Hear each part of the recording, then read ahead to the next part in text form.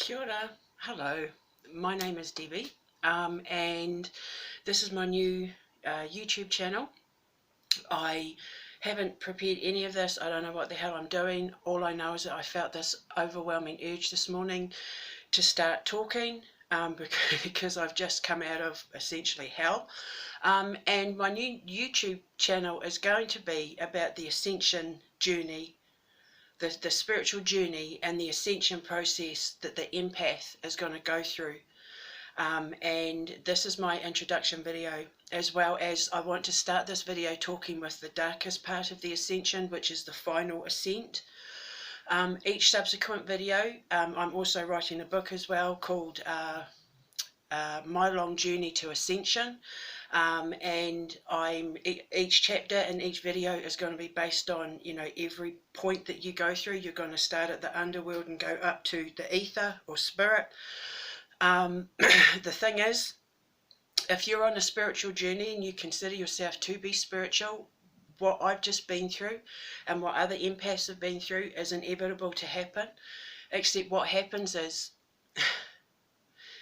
you get to a point where, when the paranoia and the psychosis sets in, you either choose death to fix it and grow from it, or you get put in an asylum or on medication or something. And I literally just came out of mine this morning, and so my videos are going to be talking about my experience through my ascension, and also the stages that you're going to go through.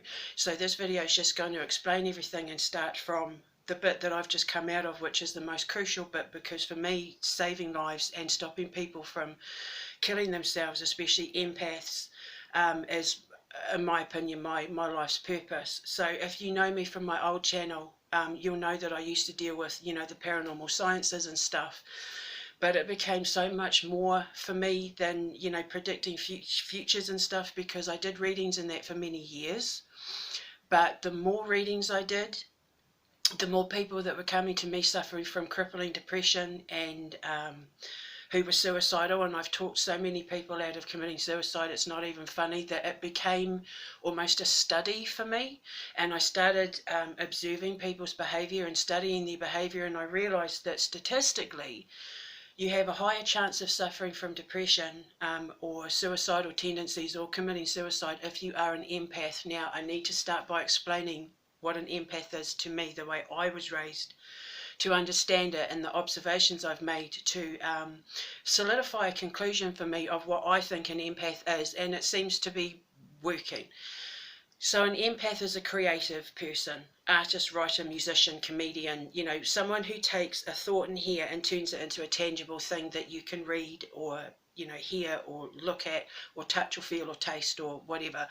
And empaths work on the highest vibration. They are born at the highest vibration, and they go through such a painful process during their evolution when they start from birth and go to the pathwalker stage, and then the white lighter stage, and the empathic pathwalker stage, and the light walker stage, and I'm at the light walker stage. I'm 46 years old. I have had a hard life, and it's been through, and I mean hard as in hard, because empaths are born in a world that do not understand them.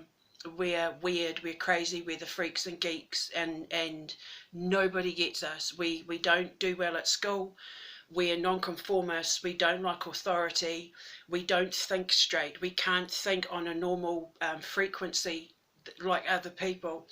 High IQs, deep thinking, like the introspective, they like to understand the world around them, but we also reflect what we absorb. So it's really, really important for empaths, especially when they're going through the final ascent, when they're going from the air stage to the ether stage. It's really, really important that they surround themselves with what I call master makers, because these are the people that are going to help mold you and manipulate you into a way that when you break through that dark cloud from air to ether, it's like making sure your master makers cocoon you in a way that when you break out to be the butterfly, all your wings are intact.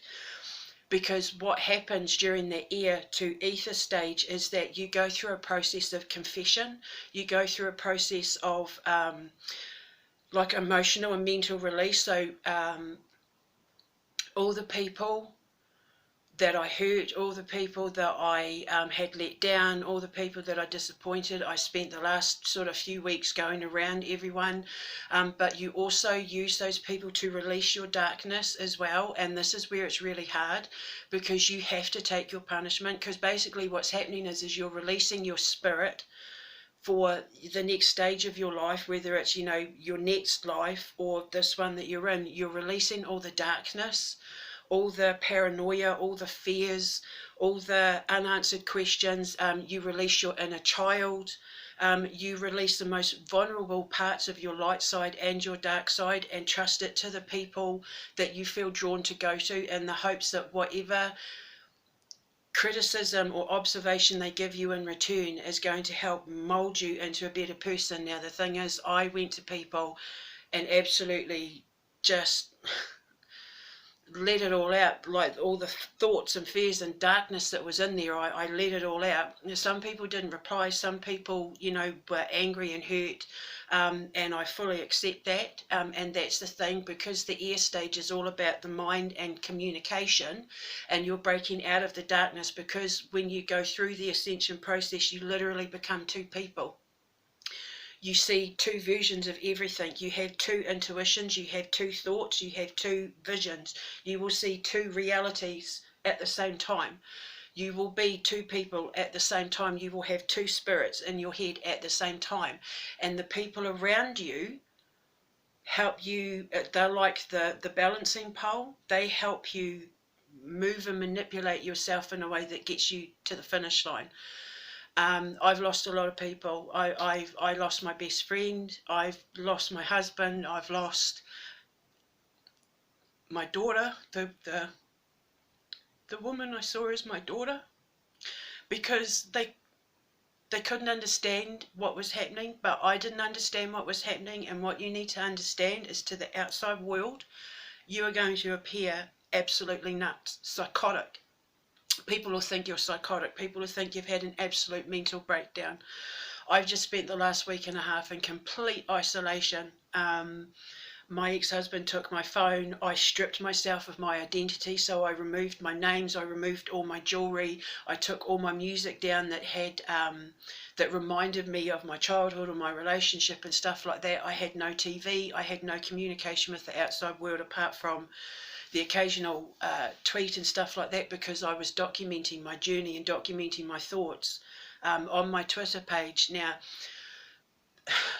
the breakthrough for me happened when, by complete accident, just by complete serendipity, I don't know what happened, but on my feed a link came up to one of my heroes, Dr. Jordan Peterson, and he was talking about his ascension from the underworld. And I thought, oh my God, if Jordan Peterson's been through it, then I know I'm not nuts. And then it just kept linking me to other videos, and I've been watching video after video. And we are all going through the same thing, your creative minds. It is a process we go through. This ascension process is essential for you to reach maximum creative potential. After this, when you have your phoenix moment, when you break through to the ether stage, you become like the master of your craft. So the reason why it's important for me to start this video at the underworld stage is because what I've just come out of is, at that critical point, you either end up under the services of mental health, you end up killing yourself, or like me, you know, you try and struggle through it as best you can without medication and hope that you have the right people around you to help you fix it. So I want to, I used to do readings, and I still do, and I still do them. I do them for clients and stuff like that, but it became more for me about wanting to save lives rather than, you know, predict for them, because of the fact that the people that were coming to me who were suicidal and cripplingly depressed, they were getting younger and younger and younger. And I was watching incredible artists and musicians and that choosing death over creating beautiful music and stuff. So for me, it became more about wanting to save lives. I am not bagging, you know, like that. The paranormal industry was my industry my whole life. I was born with this gift. I understand it. I turned it into a science. And there are plenty of people out there who are able to do that stuff in a way that, you know, is going to help people.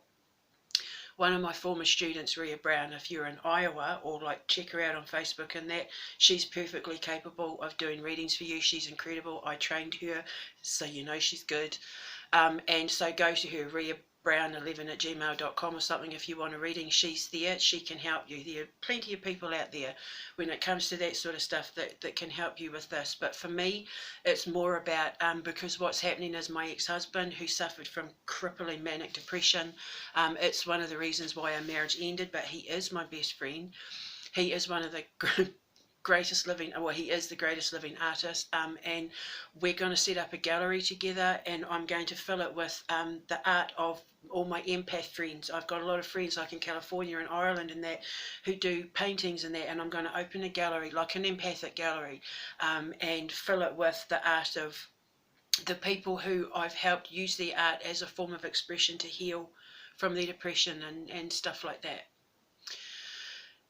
So what I'm here to tell you is, for my creative babies out there, for the ones of you who feel like no one's ever going to understand you, that the voices in your head are leading you down a dark path, that death would be a better option, you know, that self-punishment and self-sabotage and all that is pretty much the only path you're ever going to go down in your life, I'm going to show you how to get out of it, because I got out of it. And I helped my ex-husband get out of it, and I'm helping a few of my friends get out of it. So what you need to understand is that the ascension process starts when you start seeing spirits. The second you start seeing the dead, your ascension process is beginning, because you're underworld, death, underworld. But because you're such high frequency, being the creative mind, you know, like visual and taste and touch and language, and that is like it feeds your brain. It is the electrons in your brain that fire up and, you know, make you want to get it all out there. You have a duality starting. If you can see the real world and you're seeing the dead, you're seeing duality. But the thing is, because everything in the universe has an opposite, you have your good spirits and you have your negative ones. And this is where it gets dangerous, and this is where it starts getting tricky, because this is where you start getting called psychotic and neurotic and paranoid and, you know, delusional, fantasist, blah, blah, blah. But what I did was, a few years ago, I had a blog, and I've got my Twitter and all that, and I made a promise to myself that it didn't matter how dark and twisted or aggressive or angry or insane I sounded, I would document everything, every thought, every feeling, every vision, with people I knew, you know, with the public and stuff, with the pure intent of showing people that even if you get stuff wrong, and you take a battering and you lose everything, I promised that I would always correct everything that I got wrong. I was showing people, I put myself out there, you know, full bells and whistles style, and documented everything and let people watch my process, because I knew it was leading to something that was going to go, you know, make people go, oh my God, she's just like me. Or, and if she got out of it, you know, I choose life too. Because what happens when you do come out of it, you get like a burst of creativity like you absolutely cannot believe. And then that's when you create your masterpieces or write your book and stuff like that. So you're going to be faced with voices in your head that are going to tell you things about people that you're going to feel in your gut that aren't real, because remember, you know, duality, you're going to have the good and the bad. So what I recommend you do is that when your gut is telling you something but you have no proof or evidence of anything, step back.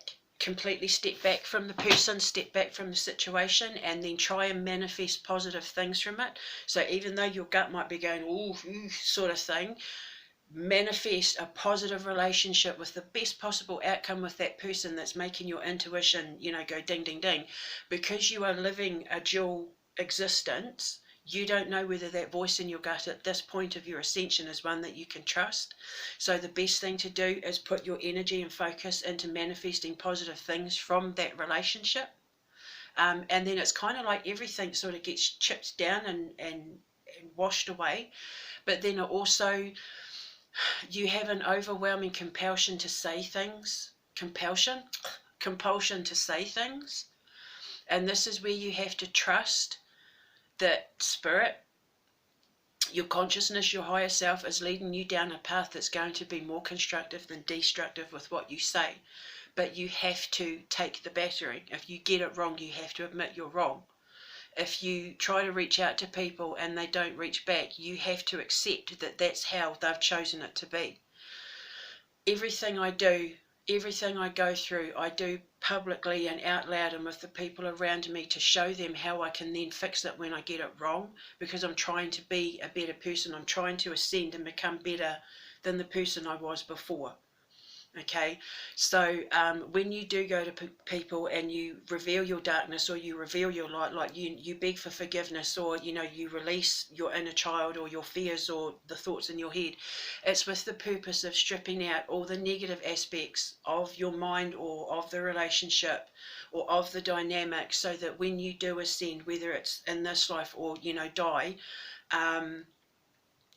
you don't have any regrets. You take nothing with you, and that's not just, oh, I wish I'd had children, or I wish I'd done that job, or I wish I'd gone to Spain, sort of thing. Like, you can't have any regrets. If you have any doubts in your head about something that happened 20 years ago with someone, you've got to go to them and say, look, was I right about that, or was I wrong about it, or what happened, blah blah blah. Because if it's in your head, if it's in that air stage, because you're going to go through underworld, you're going to have underworld, earth, water, fire, air, and ether. Okay, so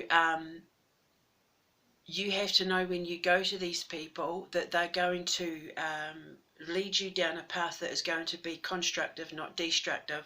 But if anyone comes at you with a destructive comment or anything like that, you have to take it, you know, because it's part of the learning process. They are your teacher. So if you've hurt them and they express their hurt or their anger or disappointment, you have to take it because you did something to hurt them, and they have the right to be heard. So it's up to you to fix it and up to them to decide whether to allow you to fix it or not. And that's what I've been trying to do for the last couple of weeks. But the thing is, this all started for me because in trying to understand the psychological mind, I did a manipulation test and I realised that I was quite a manipulative person. 6 out of 10 qualities I had. And it disgusted me. It utterly disgusted me. Like, I literally felt like I'd been punched in the head. Like, I literally went, whoa! And then I felt this overwhelming need to want to say publicly, oh my God, I'm a master manipulator as well as a master maker. See the duality. So then I was like, I have to do something about this. So I went to the people and I'm like, oh my God, I'm so sorry. Like, you know, and it's up to them to choose whether to forgive you or not. And if they don't forgive you, that's a process you have to accept. Because basically what's happening is, as you're coming out of the air to spirit stage, so say the cocoon to butterfly stage, because this process that I've just been on for the last couple of weeks, I insulated myself and cocooned myself in the hopes that the people that I went to for help and guidance and stuff like that would become enough of a cocoon to protect me, that when I did come out the butterfly, I didn't have broken wings or, you know, holes in my wings and stuff like that.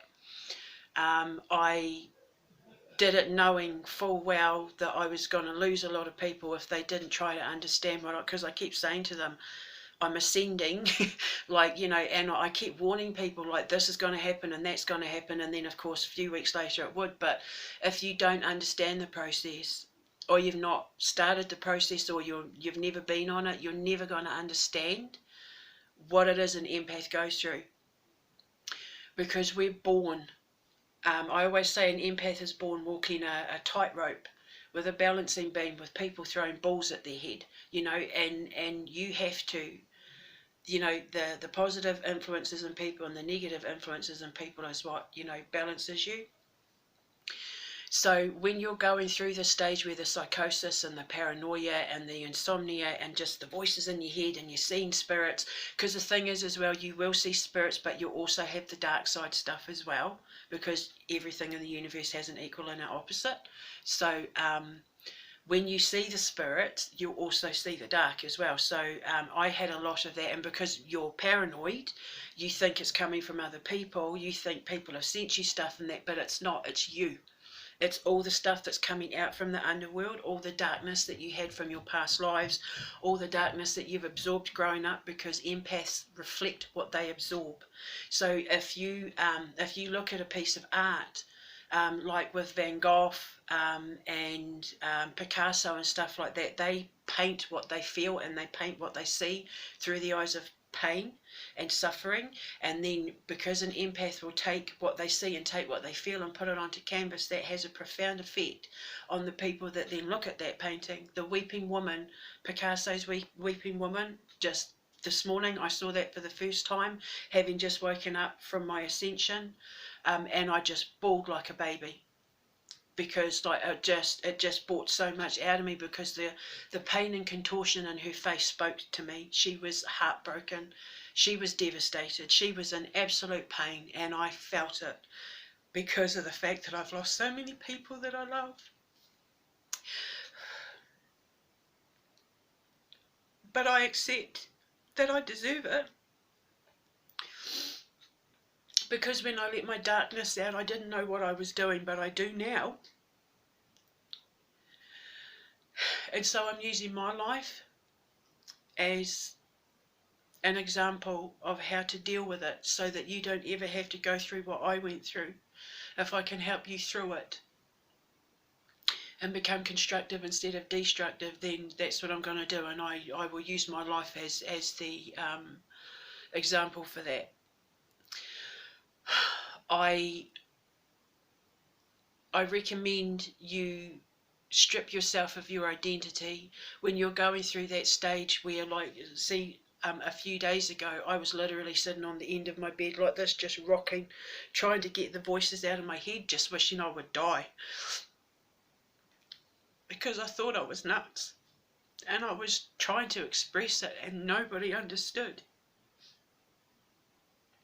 And I didn't mean kill myself, because I'd never kill myself, because I don't want to have to come back again. You know, it's been hard enough having to do it this time round. But I just wanted to die. I was hurting people that I loved and I couldn't stop myself. And even Jordan Peterson talks about how he would be saying things to people that were horrible, and his conscious mind would be saying to him, what are you doing? You know, like, why are you being such a dick? And he couldn't stop himself, because you literally can't stop yourself. The only way I can describe this process when you're going through it is like you're living two versions of yourself at once. And there's like a smaller cut-out version of you that is the dark side, the shadow side. And depending on, you know, your compass and your intuition and your instincts and the people around you will depend on who has the louder voice.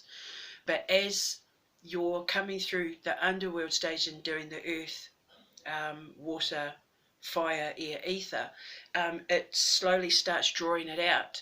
And this is when you really have to rely on the people around you to help it become a constructive thing and not a destructive thing. You have to take the knocks, you have to take the criticism, because it's all part of the process of self-correction. And you're here to get it right this time, so that you don't have to do it the next time. Because when I come back, I just want to be a fat cat, like just a fat cat, or a tree or something. I don't ever want to come back as a person again, because if this was the life I had now, then the life you get after this is that of pure angelic being, and they are the ones that have the utmost suffering, but they are empaths. You know, the people that are born with disabilities, where they have just the most beautiful minds, but they can't move.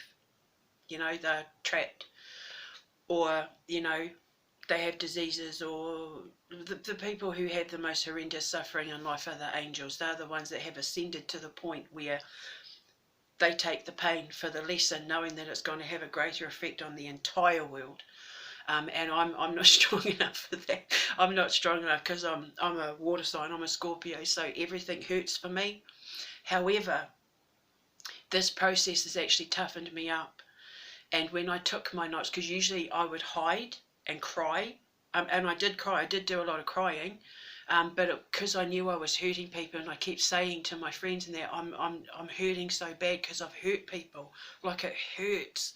It's like, it's a crushing sensation that you feel, and I've had 3 years of walking around with like feeling like my head was being, like everything I did was like there was a wall, because you know your pineal gland, your conscious mind comes from your pineal gland, your gift comes from your pineal gland, and it was like I was just permanently like this, you know, with a brick wall there, walking around with this.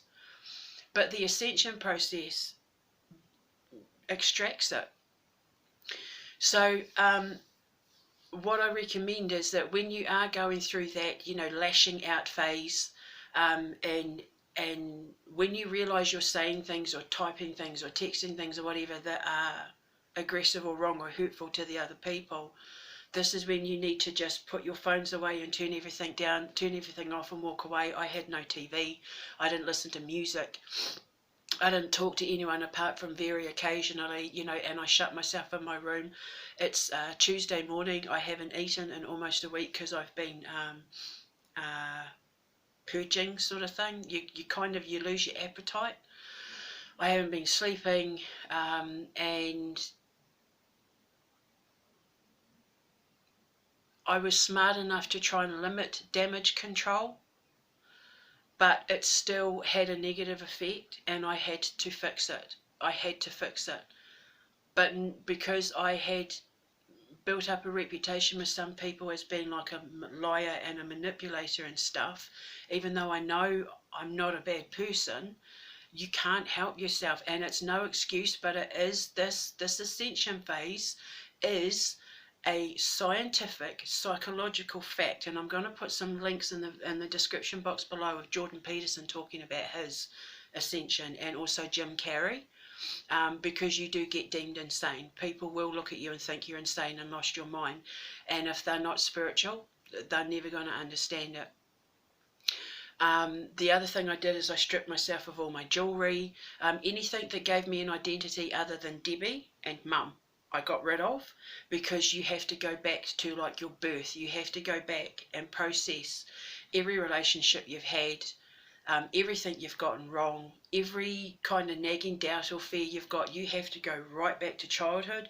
But if you're around the identity that society or other people in your life have given you, it feels like cloggy and dirty, and you know, so you, as in not dirty as in bad, I mean like you feel like a clogged drain. And when you strip yourself of that identity, it's like pulling the plug out, and you just become, you know, the bare basics of who you are. So that helps as well. The other thing I recommend is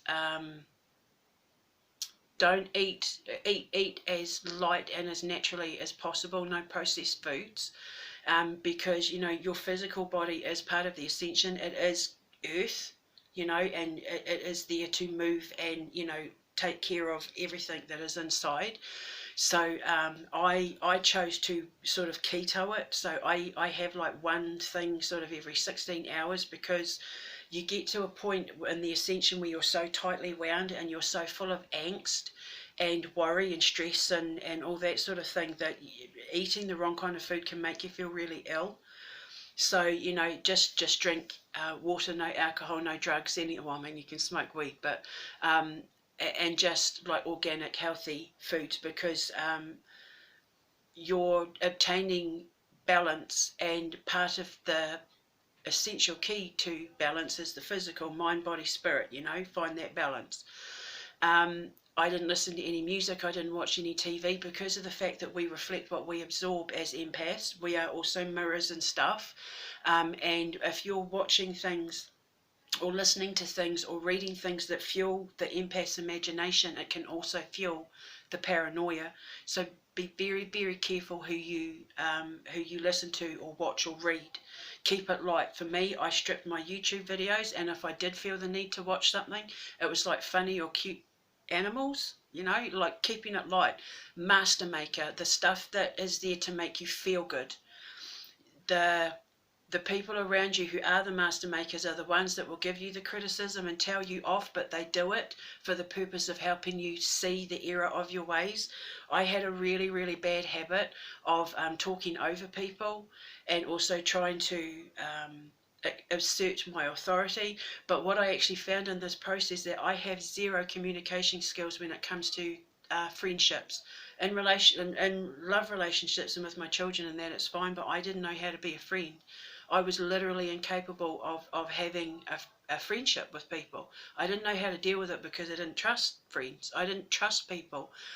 And this is the thing, when you're in the air stage, because it's the mind and communication, you have to confess your fears to people and hope that they're not going to turn their backs when you do. Because I said to someone the other day, if I was going through drug withdrawal, people would be more understanding, but when you're going through like a darkness withdrawal, people think you're nuts. So I had to go to people that I loved and say I was afraid to love you because I didn't trust our friendship, because knowing it was going to hurt them, knowing it was going to let them down.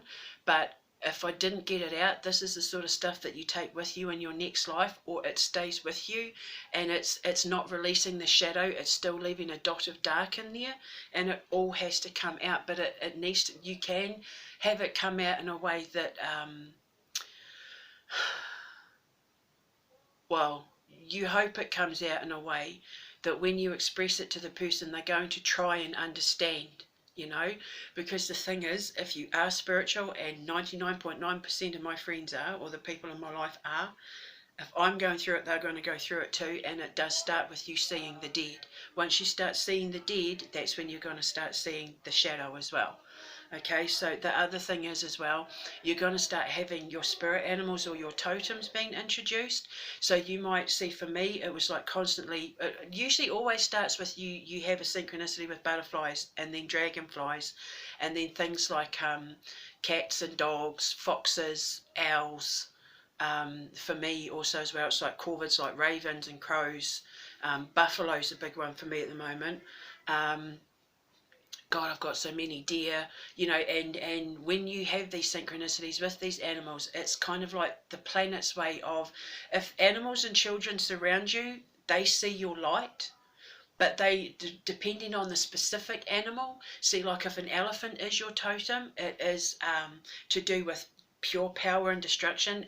Elephants to me represent the fire stage, because they're big, powerful beasts who have the ability to knock and charge and break things down without even thinking about it. So if an elephant becomes your totem, it's there to give you the strength to tear things down so that they can be built up again. But elephant's not really a totem for me. Buffaloes are a big one for me at the moment. I dream about them. Eagles as well, bald eagles and owls. And you know, as you're going through this process, the more animals will start to gather in your real life and in your, you know, in your spiritual life. So when you have these synchronicities with these animals and insects and that, look up their meaning. And I really would like to write a book about, you know, the synchronistic connection between animals and the ascension process, because they're there to help you. So the more animals that gather, the closer you are to your ascension. Because you're getting the support and the embrace of the good things, because animals are pure and children are pure.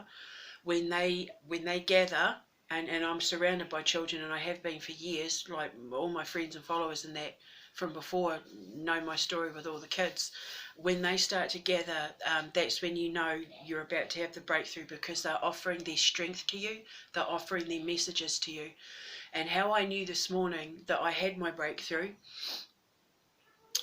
was because I had a dream that I was in a park standing next to a big beautiful tree, and a raven, like a massive raven, flew down beside me, and a wolf came, because a wolf is one of my totems. And I'm pretty sure there was a tiger in there too. I know just these animals came out of nowhere, but I only remember the wolf and the raven, and the wolf was carrying like a massive snake-like worm or parasite in its mouth, and threw it on the fence, and the raven kind of moved out the way, and I just saw it, and I picked up this worm and threw it to the raven, and it just went nuts on this worm and then ate it and tore it up, and I was like, yay, sort of thing. Now ravens, as you know, are the messengers of the underworld. They take messages from the dead and from the shadows, from the dark, and bring it to the above world. And being a Scorpio in that as well, obviously they represent death. So it was inevitable, because I've got vultures and owls as well. So the devouring of this worm, I knew it was the parasite. The parasite that was in me was being devoured by the messenger of the underworld. So Odin came and took my darkness back. Yes. So it's like, yay! So then I woke up this morning and I said to my ex-husband, it's like I feel this, instead of having this dark, heavy, sort of compressed feeling, I feel like I've got this rod of light right in here that's just going up, and I just felt this need to want to make a video and just get it all out. I just feel this overwhelming need to make videos now and write, and I'm writing my book, and I'm loving it. And you know, I have no income now. I have no income. I'm relying on miracles at this stage, like doing readings and stuff like that, because I walked away from all of that because I was hurting people, and they didn't deserve it, because I was nuts. I didn't know what I was doing. I was trying to figure it out in the hopes that they would have the patience and understanding to let me figure it out. But when you lash out and that shadow side comes out, it takes a person with an absolute saint-like patience and love and understanding to stick it out with you.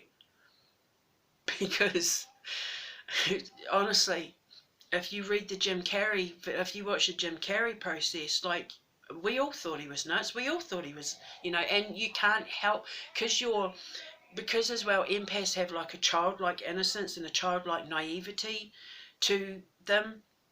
They'll say things and do things without even thinking about it, and then not as an adult, like when you say things and do these things and you see people's reactions, it was like, was that wrong? Like, was I, when it's like, but I was just being honest. Because the thing is, even though there's a shadow side that lies and manipulates, I'm also brutally honest. See the duality? I am brutally honest, and I will say what I think and stuff, which can be dangerous, but again, it does rely on how much control you have over how you do it. And who you do it with, because the feedback you get from it is either going to be constructive or destructive. So if you take enough hits where you're not strong enough to deal with it, it will pull you down, and then you go back down into the underworld. I'm just lucky that the people I did have in my life were supportive enough that when I apologised and confessed and stuff like that, they understood. And it gave me the strength to then take the batterings when I got them and take the losses. I did not allow myself to cry once I took those batterings, because usually I would be like sobbing. I was sobbing last week. I had 3 days where like my eyes were just puffy because I just cried and just got it all out, because I knew I was hurting people, and it killed me, because being empathic and you reflect what you absorb, when you're around other people like you that are spiritual, you feel them. And you feel their disappointment, and you feel their anger, and you feel their pain, and you absorb it and you take it on. But as part of the process, you have to go through it. Cause and effect. You have to see the effect of what it is you're causing in people, so that you can then use it to make you a better person. The other thing I recommend as well is only surround yourself with the people that you know are going to be understanding of the process and have the patience, because when you're around impatient people, it fuels your anxiety, because you do get massive anxiety. I literally did not leave my room for a week. I got a collection of birds out there. When birds gather, they're offering you their wings of support, and I've got about 12 birds out, just right out there. The other day they were sitting on the roof of my house. because it's, you know, the air stage. Yeah, and your dreams as well. Pay attention to your dreams, but also be wary of the fact that 80% of your dreams are going to be a form of psychological self-analysis. So just because you dreamed something doesn't mean it's going to happen. It doesn't mean that it's got a greater spiritual symbolism to it or symbology to it. It can mean that you've got stuff going on in your head that is then playing out in the dream that you then need to look at and fix. So be very careful with that. There's a lot of websites and that can help you interpret dreams, but they're either just click and paste of each other version, and a lot of them don't sound right or feel right, or I really should, honestly, I should write a book about it, because dreams absolutely fascinate me. But like I said, you have to be careful, because not all of it's real.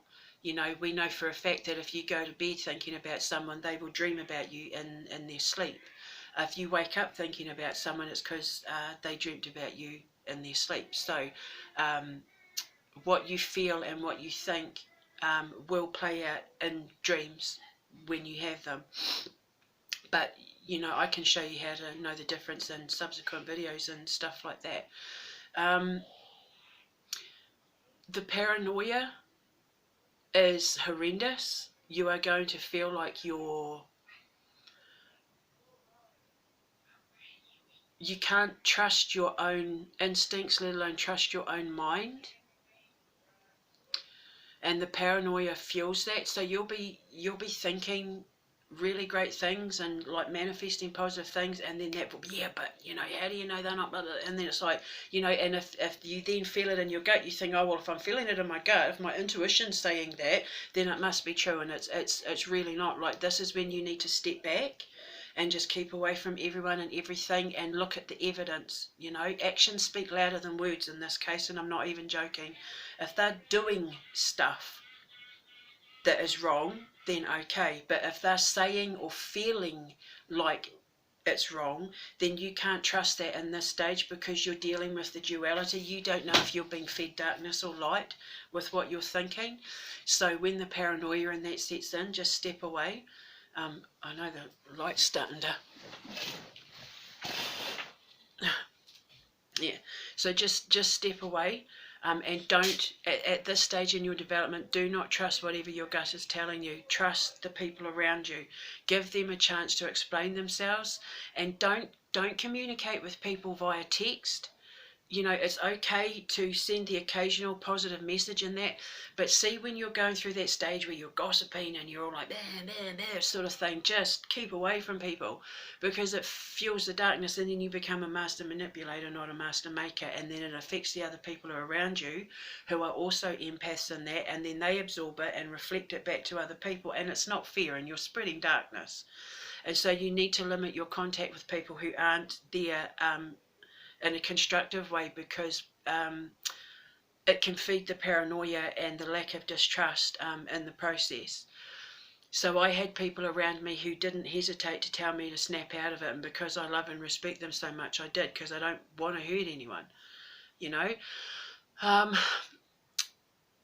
Surround yourself with things that are just innocence and purity and light. With me, it was animals and children.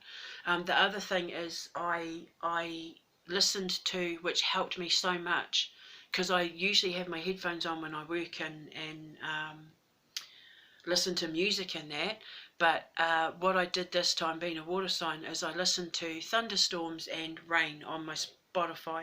So I'd lay in bed and I would listen to the rain and I would listen to the thunderstorms, and it really did help me so much. So listen to the elements. It could be, you know, wind, it can be birds in the jungle. Just only listen to stuff that is like nature, organic. Don't listen, because you have to remember as well, if the empath that you're listening to on Spotify has been going through depression at the time they wrote that song, you're going to absorb it and reflect it back, because artists and writers and musicians and comedians and that, they create things that have such a profound effect on the people that receive them. It can then dictate how they send the signal out. So that's why when you see a beautiful piece of art, or you read a book, or listen to some music that moves you to tears or changes your life, they wrote that with that purpose in mind, even if it was written 100 years ago. The artist or creator did it not knowing that the person who was going to receive it even 100 years later was going to heal from it or be moved from it in a way that then inspired them, because empaths are creators and inspirers.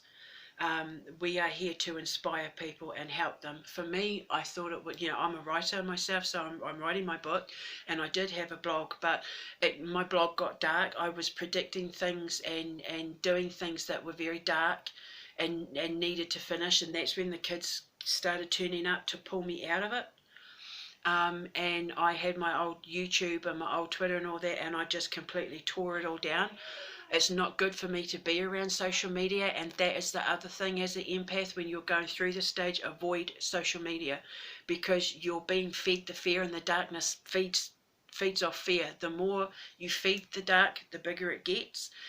And because social media is just full of dark, twisted, anti-everything, anti-whatever, angry, opinionated, whatever, it's all out there for the world to see. You absorb that, and then you carry it thinking it's your own. The other thing you need to understand is that a lot of these voices and a lot of these visions you're going to have in your head won't be your own. They won't be connected to your past life. They won't be connected to this life. They can be connected to the people around you or the past. As in, you might be picking up on the mindset of a Victorian miner, because I live in Yorkshire, so I live in a mining county. I might be picking up on the mindset of a miner from 100 years ago and thinking it's my thought, thinking it's my experience, when it's not. I was dealing with things during this process where I thought it was my life I was looking at, and it was someone else's completely different. And again, if you've got that duality of the light and dark going on at the same time, when you have that process of not being able to distinguish reality from illusion, the voices that you hear can be negative ones, the ones that tell you that person's lying or cheating or scamming or whatever. So you do have to be really careful. So I recommend just walking away from all forms of social media and social interaction. Isolate yourself. It does take anywhere between 5 and 3 years for the start of this process, but like I said, it starts with seeing spirits, and then you'll hear the voices, and then the dreams will come, and the animals, and the premonitions, and the more you figure out, the faster you ascend. The more gets burned away. Everything you touch will die that isn't real. Anything that is fake or anything that shouldn't be there and is no longer a positive part of your process will die. You will lose a lot. And if it's genuine, if it's meant to be yours, or it is with pure intent, you won't lose it. It will come back. And that's what you need to realize. This test is a test of faith and a test of ego. Because when you get to the master maker stage, when you ascend and you get to be the master of your craft, you can't have ego, and you can't have lack of faith in anything. You have to have enough faith in yourself and the people around you to know that you're never going to get it wrong again. I don't ever want to go through this process again. It was absolutely hell. It's like a drug withdrawal. I said on my Twitter, it's like an exorcism. Well, it is. It's literally an exorcism where you're relying on everyone around you to help bring it out. The thing is, though, the pinnacle of this experience is when you choose life or death. And you do get to a point, I promise you, where you think, I'd be better off dead. I just would never kill myself because, like I said, I don't want to have to come back. I don't want to have to learn any more lessons. I'm getting it right this time, so I don't have to come back. Or if I do, I get to choose. Because if you get it right, you get to choose what you come back as. And like I said, I want to be a cat, or like, a big fat animal that just gets fed and patted and back rubs and stuff. Don't die with regrets. That's the biggest thing that the dead used to tell me, because my whole life I've asked the dead like a gajillion questions. The dead is in spirit, the consciousness of time, because I believe our connection to the dead is all done through genetic memory. atoms, I believe, contain genetic memory of the things that we were before, which was why we share DNA with certain plants and animals. And we know for a fact that if someone's been dead for longer than 100 years, their atoms become a part of everybody else. So I believe that the communication with the dead or spirit is actually having a connection to the genetic memory part of a person or an object or a plant or animal or whatever, because we were a part of them, so we can connect with them because it's connecting with ourselves. So yeah, so the voices in your head are going to tell you things that aren't necessarily real or true. And this is why you need to hold all forms of communication, but at the same time, you can't not let it out. You have to express it, because by not expressing it, keeps it in. And so I would do a lot of, I think this is going to happen, and I see this happening, and I had this dream, and I think it means this, and it drives people absolutely up the wall, because it sounds like you're gossiping, it sounds like you're being manipulative, it sounds like you're setting people up, and the dark side of you kind of is, but the light side of you is genuinely just trying to get it out. I drove my family and that up the wall with the I thinks and I feel and I think and I feel, and you can't trust either, because until you have that ascension, you don't have the balance. And then I started to realise that even though I was thinking and feeling all this stuff, I had no proof of any of it. And then when I did the manipulation test, I realised, holy crap. You know, and then it was brutal. It was a brutal realisation that I had been a horrible person half the time. And that was the half of me that needed to be deleted. And that's what I've just done. And I got to tell you, I feel incredible. When you consider this time a few days ago, I was sitting on the edge of my bed rocking like this, just saying, get the voices out, get it out, get it out.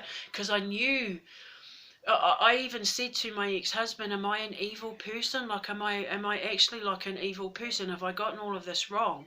Like, I even questioned like my teacher and my society and that. I thought, why are they teaching me to do these tests that are testing people and hurting them and stuff like that? Are we the evil ones? And then I realised that it was actually, I was asked to read Sun Tzu's The Art of War. And it is actually a constructed process of eliminating darkness from people. If there's anything in there that needs to be worked on, it needs to come out. But because I was the teacher, or I was the instructor, or the friend, or the whatever, and I would say, because I was always very honest about it, I had to understand that everyone's on a different process and everybody deals with things differently, and depending on their level of ascension, it can be hard to just come in and go, you know, and hear that. So what it did was that I taught myself how to conduct myself better and how to communicate better. Like, I stopped over talking, because I'm a deep thinker, and one of the bugbears and annoyances for people with deep thinkers, that when we get excited about the conversation we're having, we interrupt and we talk over people, and we don't mean to do it. It's just we get so excited that we're being fed this fuel, we can't get it out fast enough.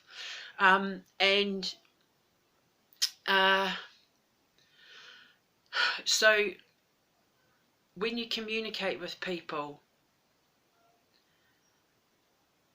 when I communicated with people, I came at it from an angle of not knowing how to actually have friendships and relationships with people, because all my life I had been let down by friends and betrayed, you know, from a really young age. So I didn't trust friendships. So I always had that suspicion and stuff, which then ended up causing me to lose my best friend and you know, the people that I loved and stuff, because then they didn't trust my word, even though I was literally on my hands and knees saying, I'm begging you, you know, let me fix this, let me make it right.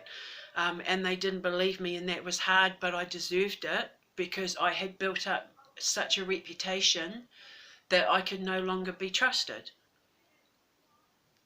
But I was trying to say to them, it's not me, it's an ascension process. Please understand, I'm doing this and saying this in the hopes that you can help fix me. And what I had to do is I had to, because like the two biggest things I needed to, like my test was ego and faith. But the two things I needed to work on was my judgment and my lack of trust in people.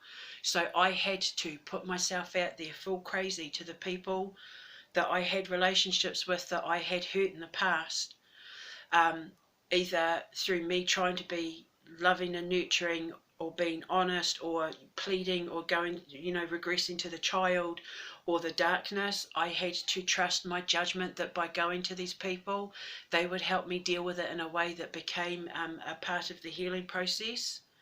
And it was brutal. It strips you of your ego, I can tell you that. My ego has. So, basically, what I'm trying to say is, you're not crazy. You will get through this. You don't need to put yourself in an asylum. You don't need to kill yourself, and I won't allow you to, because you are not abnormal. You are special. You have a gift of creation, you have a God ability that when you have that spark of creation, it creates something that affects other people. And my word, my writing, my knowledge, what it is I'm now becoming, I've always been very well aware of the fact that the words that I say, that the readings I do, that the things I talk, that the things I write will have a profound effect on people enough that they'll decide life or death. And that's why I stopped doing all the readings and stuff like that, because I had more and more people coming to me that were suffering from depression and suicidal tendencies, and that I knew my word would be the difference between whether they lived or died. And so it became like serious for me.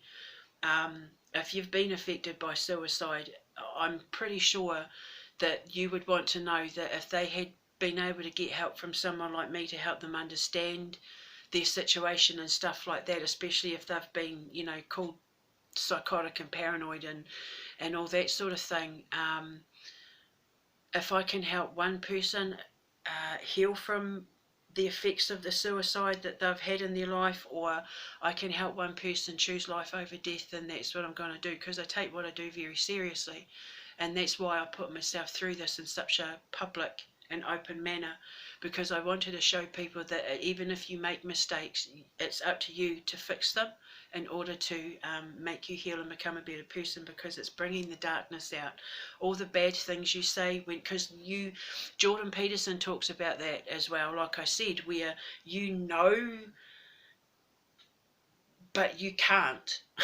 Like, you can't stop yourself. There's two versions of you. You're literally like that. That's you, and then that's the shadow you.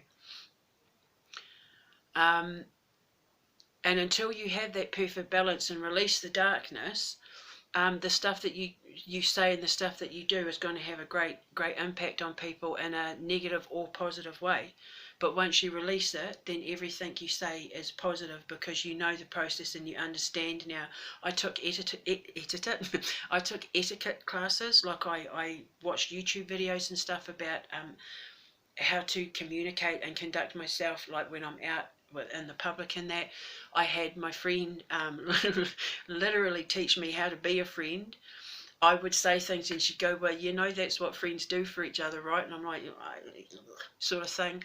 I also took psychological classes to learn how to communicate better and learn how to conduct myself in a more civilized manner. And I also am more aware of the words that come out of my mouth, because I use my life as an example of how you can use the darkness to find the light. Out of the darkness comes the light. And I have literally just extracted that darkness this morning. And I knew I had, because when I woke up, I felt like I said to my ex-husband, it's like I felt like my head was a balloon and the only thing holding me down was my body. And I just have this, I just want to talk and talk and talk and talk and talk about this process, because it's going to help people and it's going to save lives, I hope. And if I had to go through all of this to help people not go through it or understand it when they do and cope with it better, then it's all been worth it. I don't know if I'm ever going to be able to mend the broken bridges, but if I can't, I have to accept that that is how it has to be, as hard as what it is. I can't take any of it back, but without it, I wouldn't have this now. All I can do is hope that the people out there can now understand what it was I was going through, and maybe they won't be so disappointed or hurt or angry.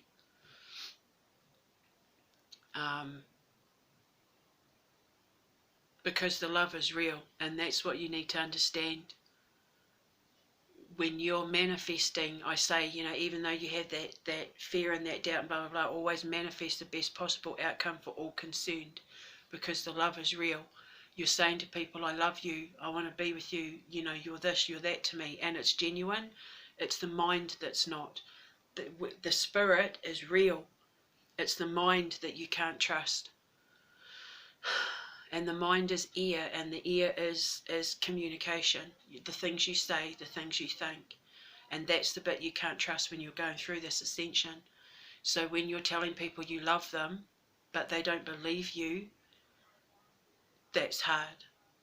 So now I have to try and make amends for all of that. And even if they don't forgive me, all I can do is hope that going forward I've done enough to prove to them that I'm not the person that I appeared to be when I started this ascension like 4 years ago. I started when I was losing weight, because I've lost like 17 stone or something, or like over 230 or 40 pounds, which was, because the earth stage, the underworld stage was, me doing my readings and predicting the future and seeing spirit, and then the earth stage is the physical, where you live, what you do for a job, your body.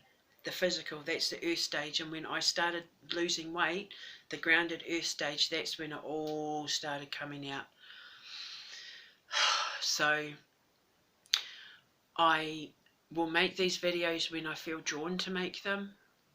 If you have any questions or anything that you'd like to know, the next video I do, I'm going to start from the earth stage and maybe talk more about what an empath is.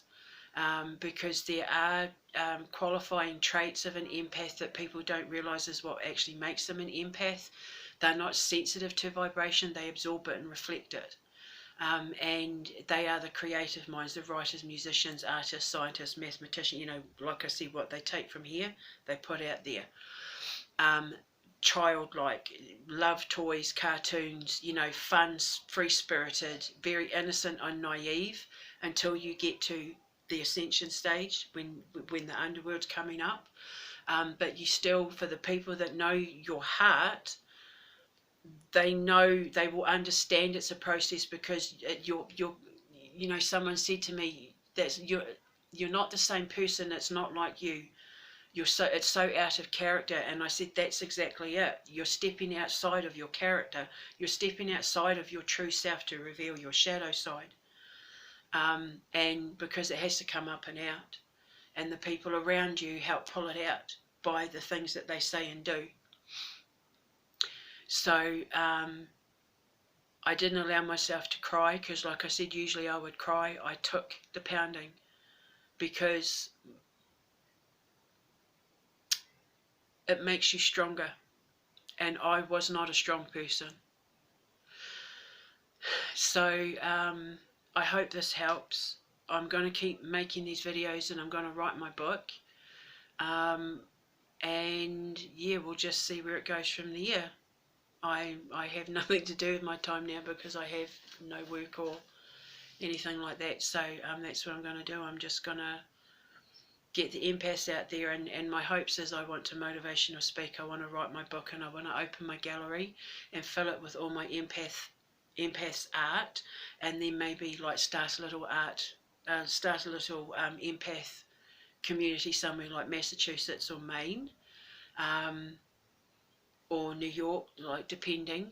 But yeah, fill it with writers and artists and musicians and stuff like that, and have it as like a, you know, a place where we can come and express ourselves, where we're all looking after each other, because nobody gets an empath more than an empath. People do not get empaths. We are round pegs in square holes.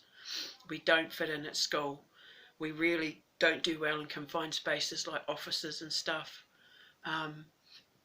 We have hard childhoods. We have, you know, we're born with some form of like mental, sexual, psychological or emotional trauma. Most of us are raised in, you know, toxic situations that, you know, become manipulative, that force you to be defensive and distrusting of people. And you know, these videos and that, I want to help people find the balance, and each subsequent video will be talking about, you know, master maker relationships versus master manipulator relationships, and the effects that toxic family or toxic work situations and that have on the empath. And how it's important that, you know, if you do work in an environment like with my ex-husband who works in the video games industry, he brings a lot of that back, and you can absorb it thinking it's your own. You can see things thinking it's yours when it's something they've actually brought in. So like I said, be very careful who you surround yourself with through this stage and what you allow yourself to absorb. I will also teach you how to use bells and pendulums to center yourself when you're feeling anxious and stressed out, and what to do when you're having like a, you know, an anxiety attack. Because what I do is I get people to focus on a physical object, you know, when their mind is going, but what if, and overthinky, I get them to focus on a physical object, count your fingers, or, you know, count the hoops on your curtain, that sort of thing, because it distracts the psychological mind with a physical distraction, and it pushes it out the way. So yeah, I hope you enjoy the video. Welcome to my new channel. It's going to be completely different to anything I had before, and I will see you soon. If you have any questions, leave it in the box below, and I will put those links up to those videos thusly. Mwah.